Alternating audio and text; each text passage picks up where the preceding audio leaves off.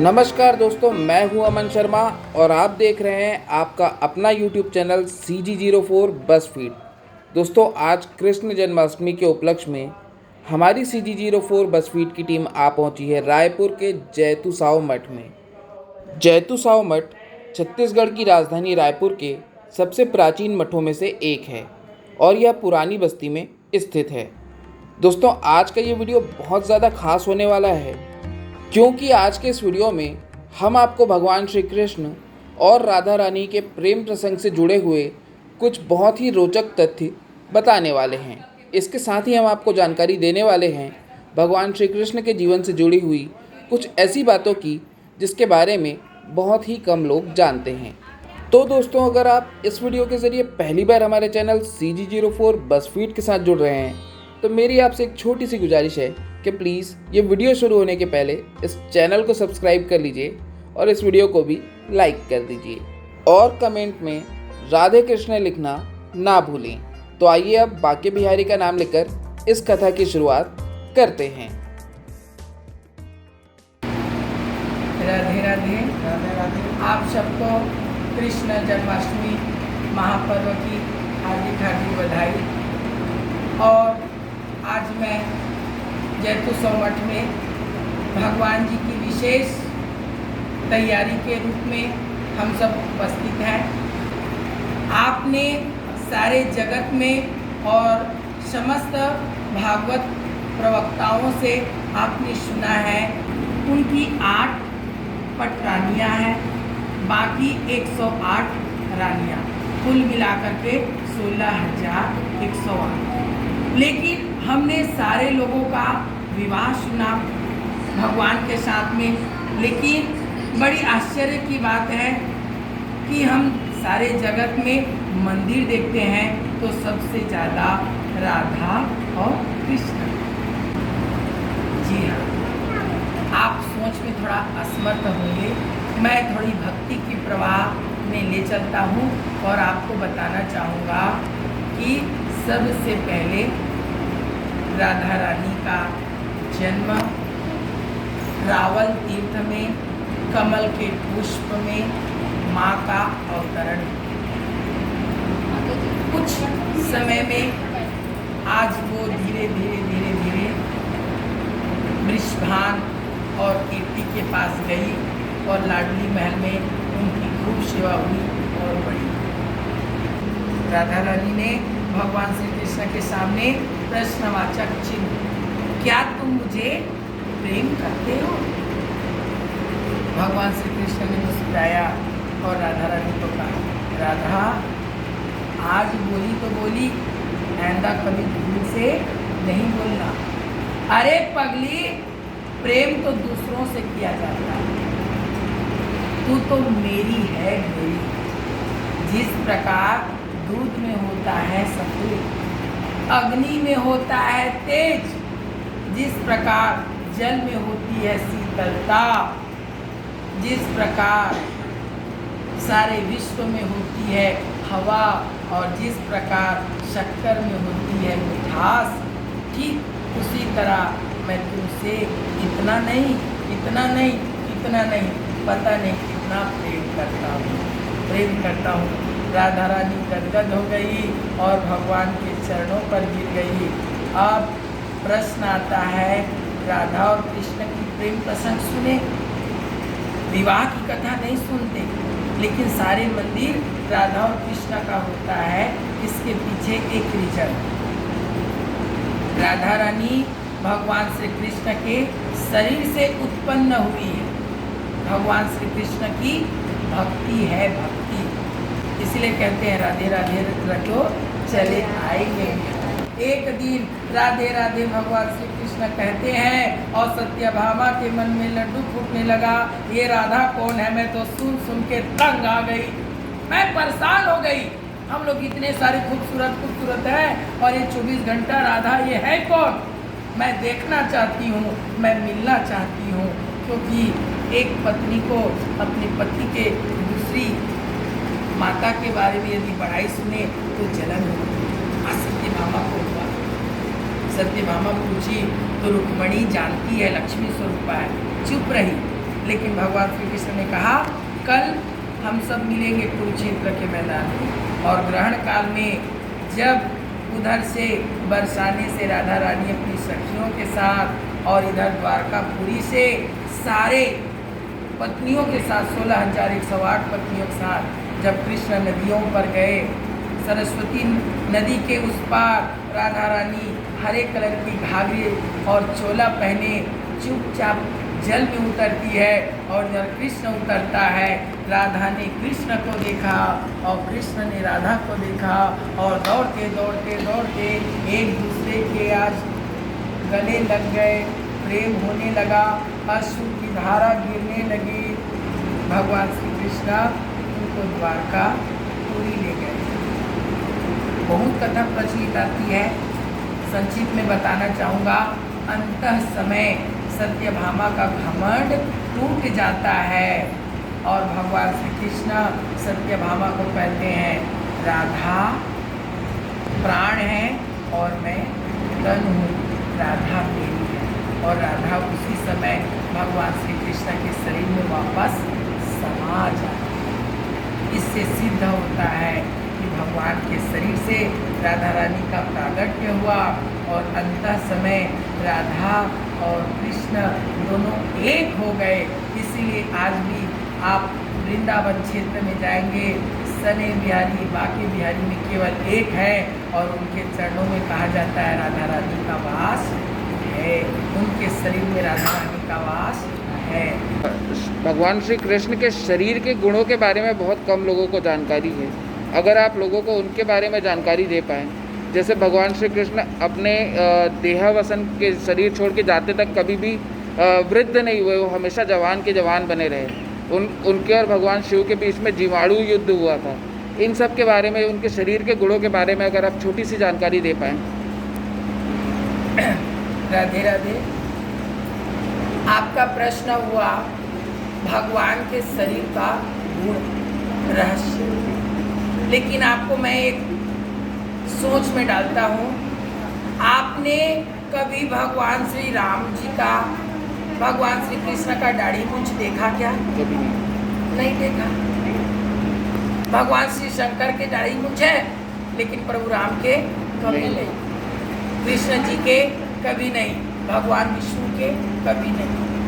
अब आप इसमें अपनी सूझबूझ लगाइए कि भगवान 16 कलाओं में निपुण, जगत के सृष्टि के पालनहार है भगवान श्री कृष्ण, रचनाकार हैं ब्रह्मा जी और फल के दायक, जन्म और मृत्यु के दायक हैं शिव जी। ये सब आजन्मा है। ब्रह्मा को प्रकट किया गया, लेकिन भगवान विष्णु और शंकर आजन्मा। अब उनके शरीर में सुन लीजिए, भगवान श्री कृष्ण को मोर पंख पसंद है, लेकिन मोर की खासियत, मोर कभी मोरनी के संपर्क में नहीं आता। जब बिजली कड़कती है, आसमान में बादल कड़कते हैं, तो घनघोर वर्षा होती है। मोरनी अपनी पंख फैला करके जब नृत्य करती है, मोर जब नृत्य करता है तो मोर के शरीर से वीर्य का क्षय हो जाता है, नीचे गिर जाता है।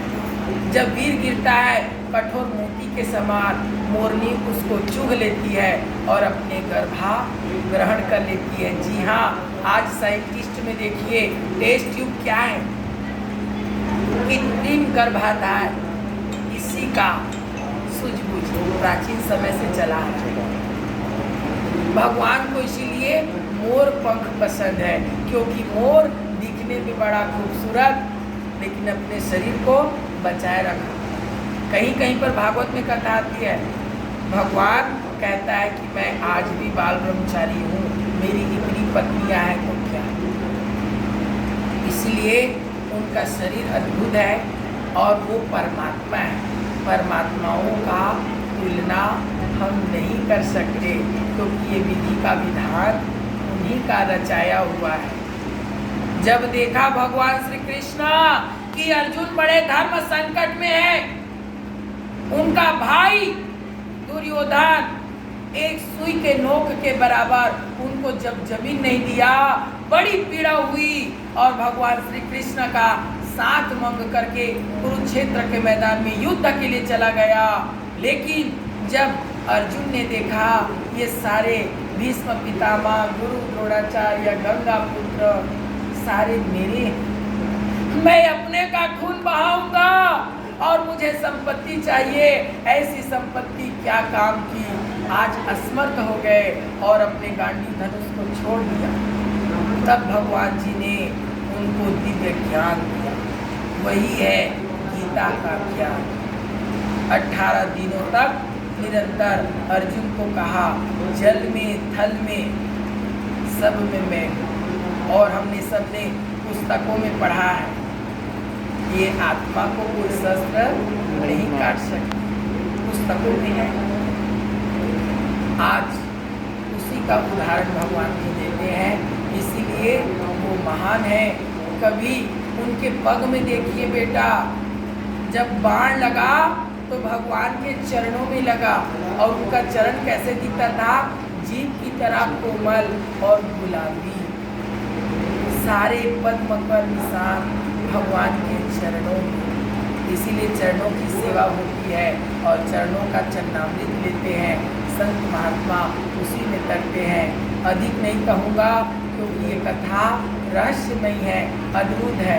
जिस प्रकार एक नमक को समुद्र में फेंकेंगे और नमक से पूछेंगे भैया नमक ये बताओ समुद्र कितना गहरा है, तो शायद वो नहीं बता पाएगा, वो भूल जाएगा। ऐसी भगवान की कथा बेहद है, विशाल है, विशाल है। जय जय श्री राम। जब भगवान को बहिलिये का तीर लगा तब बहिलिया जब वहाँ से चला गया भगवान से माफ़ी मांग करके, उसके बाद ऐसा माना जाता है कि भगवान ने अपने सारथी को ये कहा कि वो जा कर के द्वारिका में ये संदेश दे दें कि जो यादव वंश है, यदु वंश है, वो अभी नष्ट नहीं हुआ है, मैं इस लोक को छोड़ करके अपने लोक पे जा रहा हूँ। तो उसके बाद भगवान श्री कृष्ण की जो 8 रानियाँ थी और पटरानियाँ थी और उनकी जो बाकी जो पटरानियाँ थी उनका क्या हुआ? सबसे पहले मैं बता दूं, भगवान कृष्ण साक्षात विष्णु जी हैं और रुक्मिणी मैया स्वयं माँ लक्ष्मी है और राधा रानी भक्ति समा गई और जितने 16,100 वेद के कर्म कांड, ज्ञान कांड और उपासना कांड है। भगवान को पाने का तरीका ज्ञान से, भक्ति से, वैराग्य से। ये जितने कर्म कांड करते हैं, ये करने से ऐसा होगा, ये करने से ऐसा होगा, ये सारे भगवान के मंत्र हैं। वही उनकी पत्नी स्वरूप भगवान ने अपनाए, भगवान ने, इसलिए उन्होंने समा गए। वेद 3 भागों में बटा है, कर्मकांड, ज्ञान कांड, उपासना कांड। बाकी लोग विभक्त हो गए और माँ लक्ष्मी स्वयं चले गई और राधा रानी समा गई और भगवान श्री कृष्ण स्वयं आज उनको लगा बाण और बाण लगने के बाद अपनी इस शरीर को भूधारा में छोड़ के आज आत्मा अमर है, वो वैकुंठ में गई और भगवान ने अपने धाम में समा गया। इसीलिए क्या हुआ, कैसे हुआ नहीं, ये द्वापर युग का समाप्त और कलयुग की प्रारंभ हुआ और भगवान वापस कलयुग में कल्कि अवतार लेंगे। मुंबई प्रांत में विष्णु यश शर्मा के यहाँ भगवान का कल्कि अवतार होगा, मुरादाबाद जिला। इसीलिए भगवान का इंतजार कीजिए।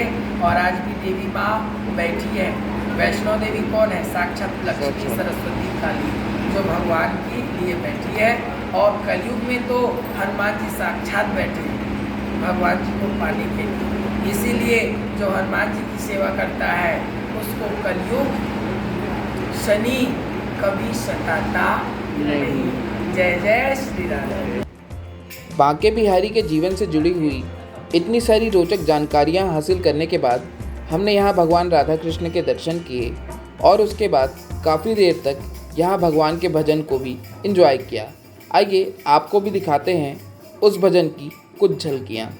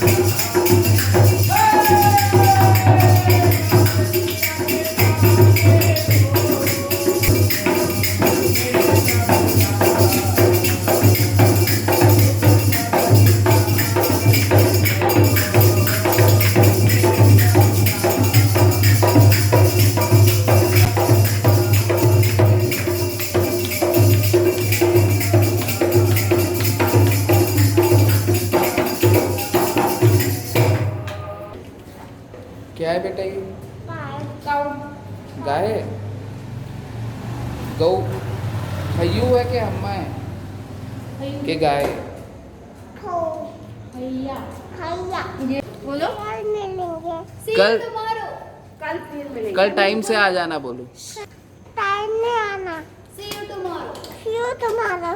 Okay Love you. Bye. Bye. I love you. बाल गोपाल के जन्म का समय अब नज़दीक आ चुका है, इसीलिए गौ माता भी द्वार पर अपने गोपाल की प्रतीक्षा में खड़ी हुई है। दोस्तों मैं जानता हूँ आप भी बेसब्री से इंतज़ार कर रहे हैं भगवान श्री कृष्ण के जन्म का। दोस्तों इस वीडियो के अगले भाग में हम आपको दर्शन कराएंगे रायपुर के सभी कृष्ण मंदिरों के और दिखाएंगे कि भगवान श्री कृष्ण का जन्मोत्सव वहाँ कितने धूमधाम से मनाया जा रहा है। दोस्तों अगर आपने अभी तक इस चैनल को लाइक नहीं किया है, सब्सक्राइब नहीं किया है तो प्लीज़ इस चैनल को सब्सक्राइब कर लीजिए, इस वीडियो को लाइक कर दीजिए और अधिक से अधिक शेयर कर दीजिए। नमस्कार।